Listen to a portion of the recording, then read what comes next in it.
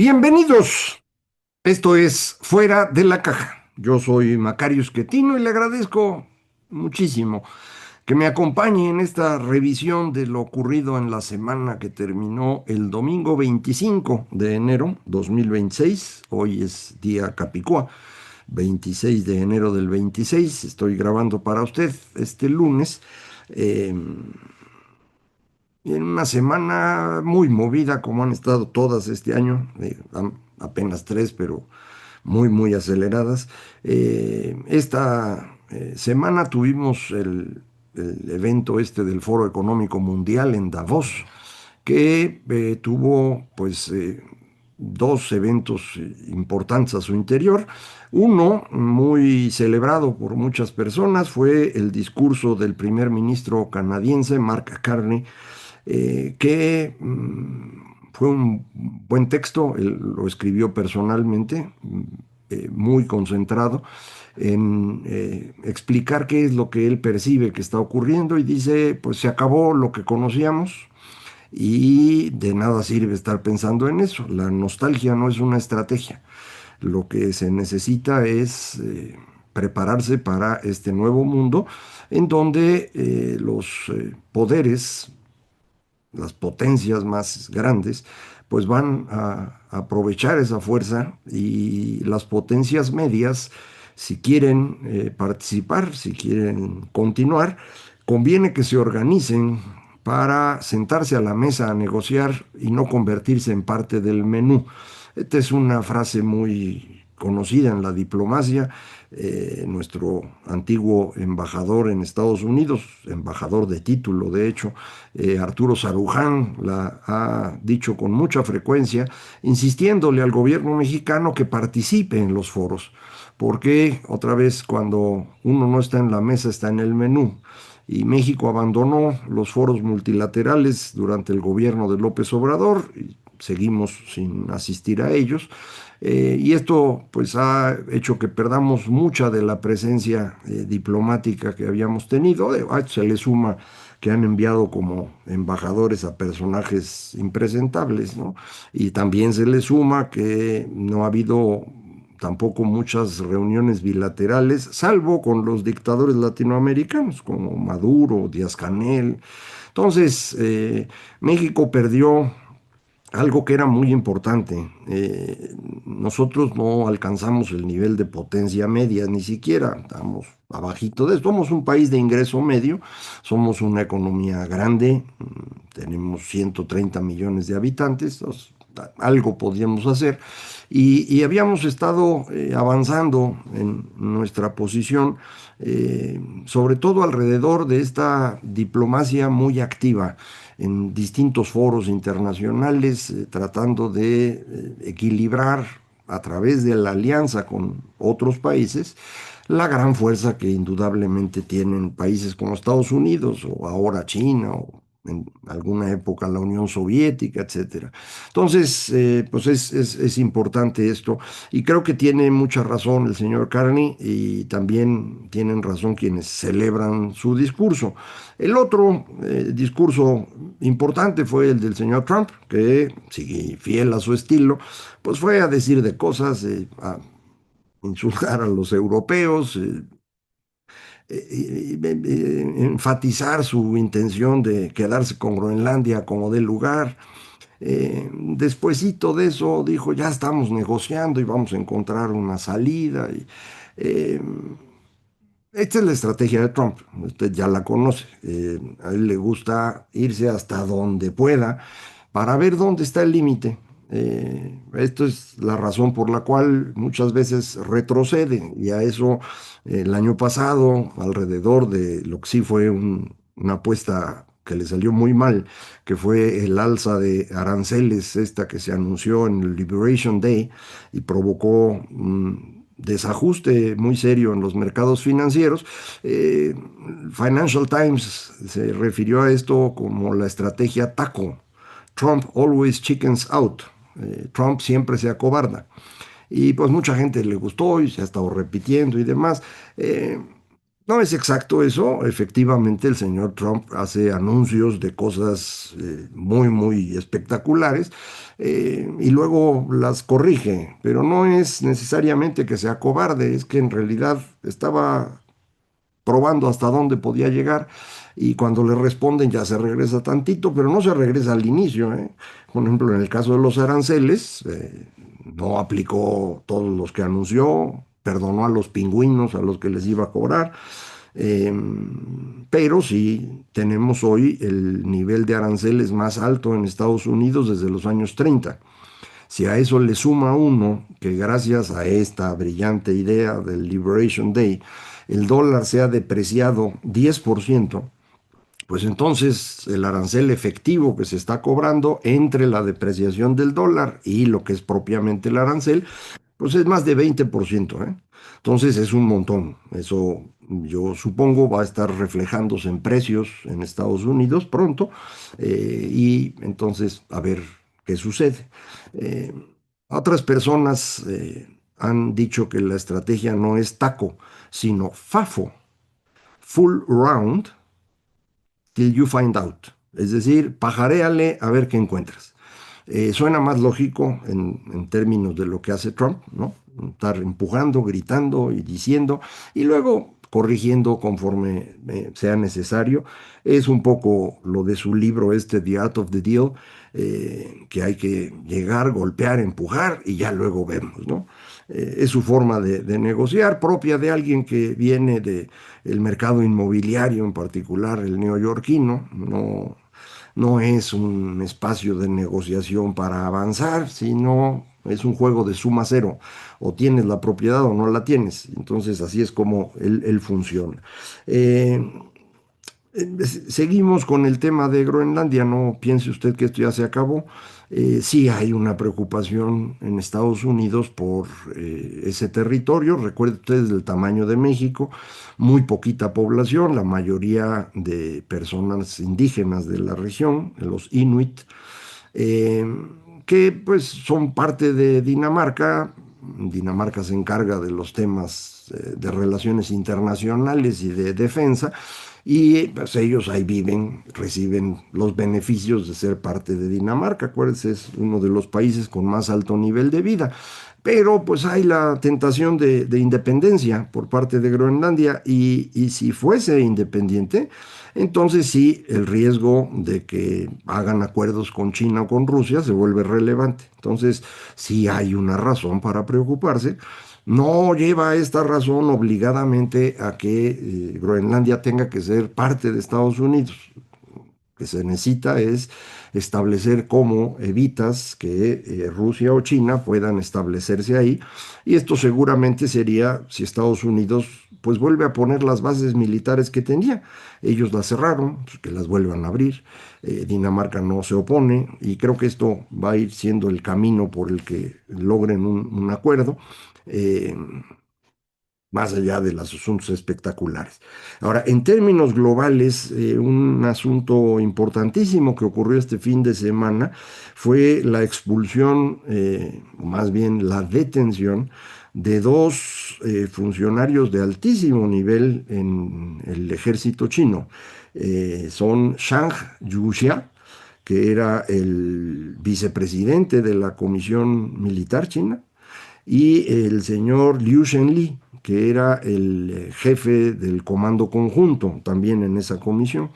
De esa comisión, que normalmente tiene 7 miembros, uno de ellos el presidente de China. Eh, Ahora nomás quedan dos, Xi Jinping y otro. Todo lo demás desapareció. Ya todos fueron detenidos. Estos dos últimos fueron detenidos el fin de semana o en la semana pasada, pero se anunció este fin de semana. Se confirmó ya por parte de medios de comunicación que son propiedad del gobierno chino. Yo sigo en esto a un estudioso que se llama Bill Bishop, que es muy moderado en sus análisis, muy cuidadoso. Sigo a otros, pero este es el más cuidadoso y él mismo está preocupado porque dice, bueno, pues esto sí debilita significativamente al ejército chino en este momento. Parecería que esta reacción tan rápida de Xi Jinping en contra especialmente de Shang se debió al riesgo de que Shang estuviera moviendo al ejército a su favor. Incluso hubo rumor de que esta detención siguió a un enfrentamiento armado entre los guardias de Xi y la gente de Shang, del ejército. No sabemos si esto es cierto, ¿eh? Esta última parte sí es totalmente rumor hasta ahorita. Si fuese cierto, no lo iban a decir los medios chinos, así que tampoco se preocupe. Eh, Esto pues va a transformar por completo la dirigencia del Ejército Popular Chino. Tienen que entrar nuevas personas a estos puestos de nueva generación, que son determinantes para que el próximo año, 2027, que hay un nuevo pleno del Partido Comunista Chino, se pueda ampliar otros 5 años la presidencia de Xi. Ya ve usted que él nos quiere ir y siente que aguanta todo, entonces pues, en eso estamos. En principio uno pensaría esta debilidad en este momento reduciría el riesgo del ataque a Taiwán, que Xi había prácticamente ya anunciado para este año. Puede ser, puede no ser. Entonces, no se acelere tampoco con esto, pero es un elemento adicional en el mapa global que no teníamos contemplado. Nadie esperaba esta cosa. Es así poco sorpresiva. Recuerde usted que ya en estos momentos llegó el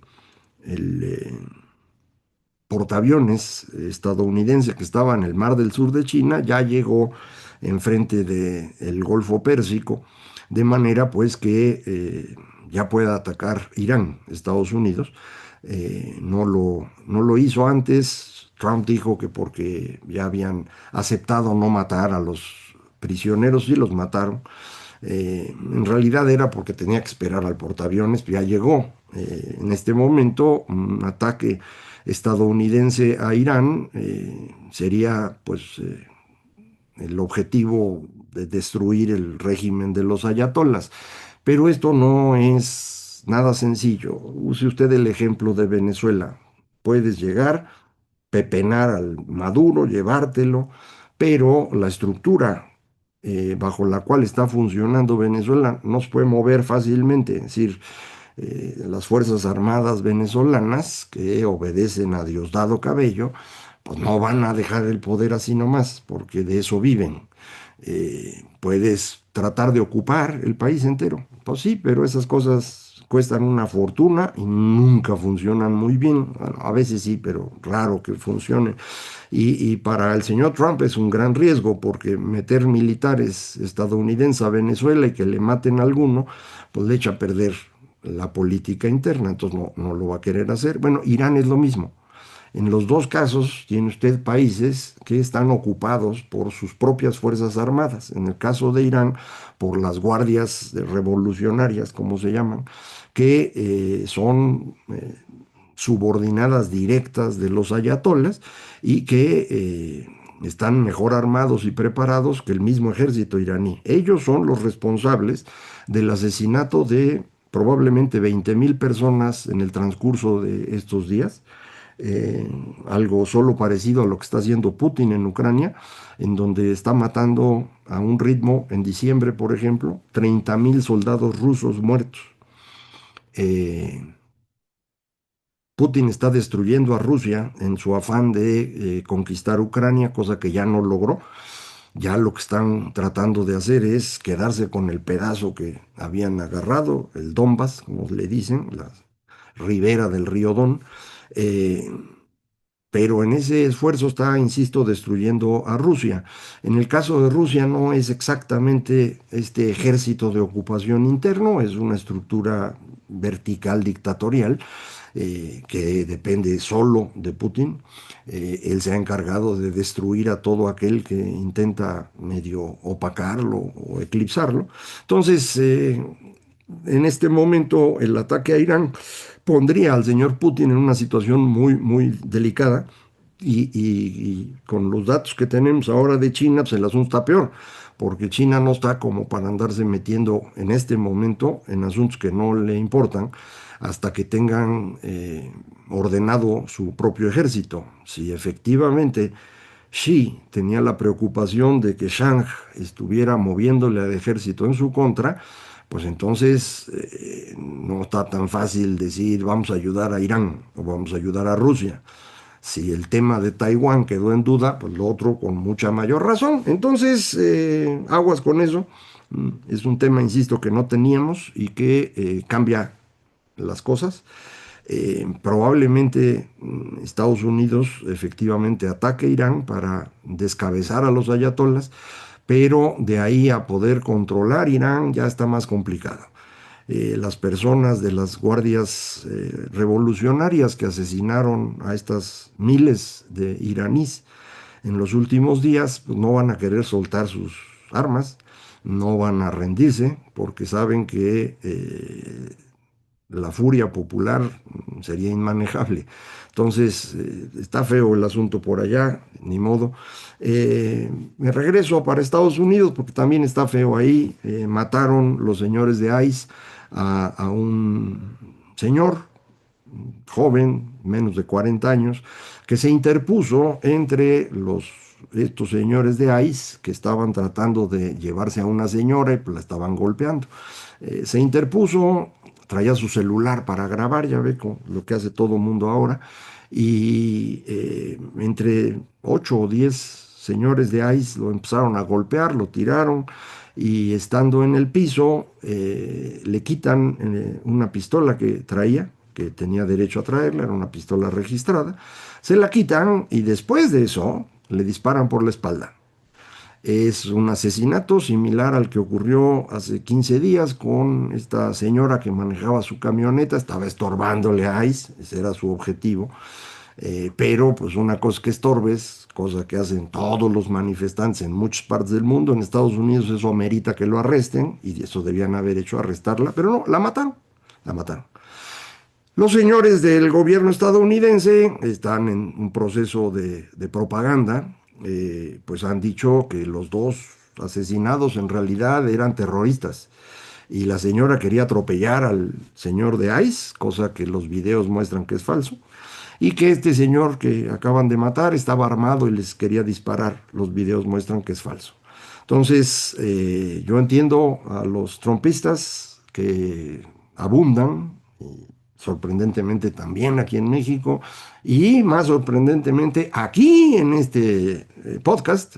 No entiendo por qué, pero ahí están y cada semana ponen sus comentarios y van a decir que todo era peor con Obama y que lo que estoy diciendo es propaganda izquierdista del New York Times y de no sé qué. ¿Por qué lo hacen? Porque cuando uno deja de entender, lo que trata uno de hacer es refugiarse en la tribu. Esto es una respuesta natural de los seres humanos. Cuando las cosas son muy complicadas, cuando la incertidumbre crece, uno busca protegerse y se protege en la tribu. Y entonces, pues todo lo empieza uno a analizar con base en lo que digan los líderes de la tribu. Y por lo tanto, van a estar repitiendo continuamente lo que les diga Trump o lo que les digan los subordinados de Trump, como por ejemplo el nazi Stephen Miller, que es el culpable de todo esto. Eh, yo intento, y por eso hago este podcast, intento evitar este movimiento hacia la tribu. No tengo tribu. Entonces, pues trato de encontrar datos que me permitan explicar las cosas. Nunca se puede explicar por completo, nunca se puede entender por completo. Nuestros datos siempre son insuficientes, pero hago ese esfuerzo. Eh, de cualquier manera tienen derecho a decir lo que piensen, no, no hay ningún problema con eso, pero creo que la evidencia que tienen la inmensa mayoría de los estadounidenses los preocupa mucho porque lo que está haciendo Trump puede poner en riesgo la elección intermedia. En este momento, y ya lo hemos platicado, las encuestas indican que Trump perdería la Casa de Representantes y le falta muy poquito para perder también el Senado.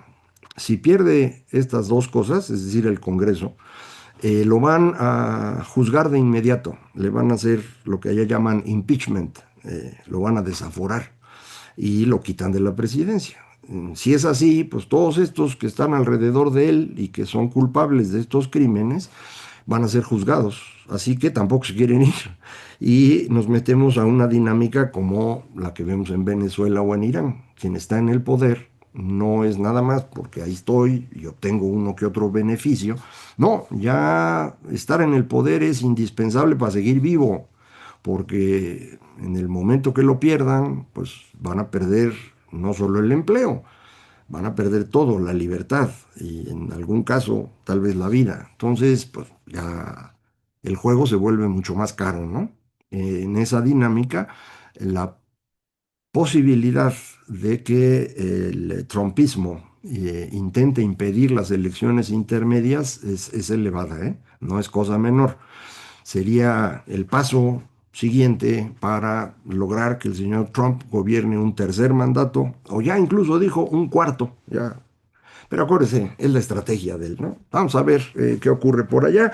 Aquí en México lo que tuvimos esta semana fueron datos económicos y también un par de artículos de la revista The Economist que pues le pegan duro al gobierno de la señora Sheinbaum. Uno de ellos dice pues, que este es un fracaso en términos económicos y que aunque siga siendo popular, esa popularidad depende muchísimo de su reparto de dinero. El segundo texto va directo sobre el tema del reparto de dinero y dice, pues es que ya están gastando 1 billón de pesos al año en comprar la voluntad de los mexicanos.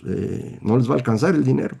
La señora Sheinbaum respondió hoy, según entiendo en la mañanera, yo no la veo, pero por ahí vi el comentario, que The Economist está mal y que las finanzas están sanas y que todo está bajo control. Ven, eh, la verdad es que no está tan sano el asunto y eso se puede ver en el comportamiento de las tasas de interés de largo plazo del gobierno mexicano, el bono a 10 años.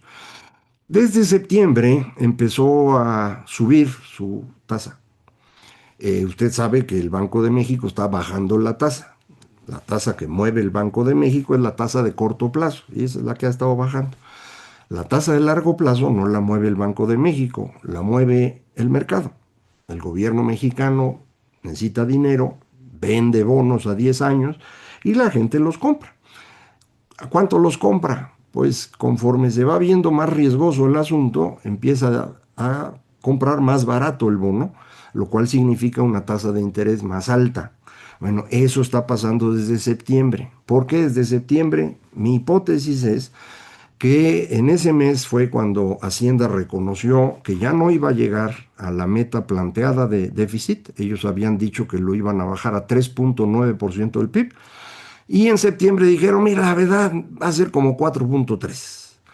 Este viernes vamos a saber cuánto fue, porque va a ser la publicación del cierre del año de las finanzas públicas, ya nos dirán cuánto fue. Si es un poquito menos de 4,3, esto puede ayudar al bono. Si es más de 4,3, le va a costar al bono. Y ese movimiento del bono está implicando un fortalecimiento adicional del peso. El peso mexicano se ha fortalecido porque el dólar se ha debilitado, ese 10% que le comentaba yo, que ha caído el dólar durante 2025, explica por qué pasamos de 20 a 18 pesos por dólar. El movimiento de estos últimos días, creo yo que tiene más que ver con esta alza de la tasa de interés, que se ha sumado al debilitamiento del dólar y nos ha movido a 17 y cachito. Hoy lunes el dólar se está desplomando y entonces el peso pues ya anda en 17,25, 17,30, no sé cómo cierre hoy. Eh, Esto no es bueno, ¿eh? Los viejitos como yo, que nos tocaron las crisis de 76, de 82, de 87, de 95, asociamos el precio del dólar a la salud de la economía. Economía mal, dólar se vuelve caro, peso se devalúa. Bueno, desde 1996 eso ya no ocurre. El peso mexicano está en un régimen de libre flotación, se ajusta todos los días y se ajusta por movimientos en el mercado internacional, no el nuestro. El peso es una de las monedas más líquidas del mundo, es una moneda confiable, un sistema financiero bastante razonable, no es el mejor del mundo, pero es bastante bueno. Y entonces, pues todo el mundo usa pesos para moverse de yenes a euros, ahí están moviendo a través de pesos. Y ese movimiento, pues es el que nos da este resultado, con tasas de interés que son crecientes, pues más gente empieza a utilizar pesos y entonces los pesos se vuelven relativamente más caros o visto al revés, el dólar relativamente más barato. Entonces no se confíe, creo yo que esto va a continuar un rato, pero en algún momento va a corregir. Entonces no se confíe demasiado. Finalmente, en términos de comportamiento de la economía, tuvimos también datos el viernes pasado de la actividad económica en el mes de noviembre y los que se habían emocionado que en octubre nos había ido muy bien, pues ya se pusieron tristes porque en noviembre se regresó. La razón para mí es muy simple y la platiqué aquí. Tengo la impresión que la gente adelantó en octubre cosas que normalmente hacía en noviembre. Creo en parte esto tiene que ver con el anuncio de aranceles que se iban a imponer a China, que ya se impusieron. Entonces mucha gente empezó a comprar de una vez, es decir, las grandes empresas a juntar inventario para poder vender en estos días y, pues ir manejando el arancel que les están imponiendo. Entonces creo que esto fue lo que pasó. Y entonces la emoción de octubre se neutraliza con la tristeza de noviembre y creo que seguimos más o menos igual. Este viernes también vamos a conocer el crecimiento de la economía mexicana en 2025 en el dato oportuno, no el definitivo ni mucho menos, pero yo creo que vamos a estar por debajo de medio punto porcentual. Ya veremos, ¿no? Tampoco es que vaya a haber un gran movimiento, pero creo que va a ser abajo de medio punto. Lo platicaremos después. Entonces, nuestra economía sigue en deterioro, el mundo sigue en incertidumbre creciente. Traemos una presión muy fuerte de Estados Unidos por detener gente aquí en México para que el señor Trump tenga pues cosas para darle a sus votantes y que se les olvide lo de Minnesota, por ejemplo. Pues vinieron a llevarse a otro señor ahora. En la semana también les mandamos unos jubilados que teníamos, pero parece que la presión sigue en dirección a agarrar políticos, porque pues, los otros ya todo el mundo los conoce, ¿no? Y eso pues debe ser angustiante para la señora Sheinbaum, que en lugar de actuar como lo hizo Mark Carney, el primer ministro canadiense con el que empezamos nuestra conversación, eh, no ha estado buscando cómo colocarse en unas alianzas que nos permitan defendernos un poco de Trump. Ha estado insistiendo en Maciosare, en el himno, en la soberanía, pero eso pues, no sirve de mucho en estas circunstancias. Eh, Mala situación, somos totalmente vulnerables, sistema energético que no está funcionando, una economía deteriorada, eh, pero pues aquí quieren gobernar a pura mañanera, mano, ¿no? Ya lo seguiremos platicando. Muchísimas gracias. Esto fue Fuera de la Caja.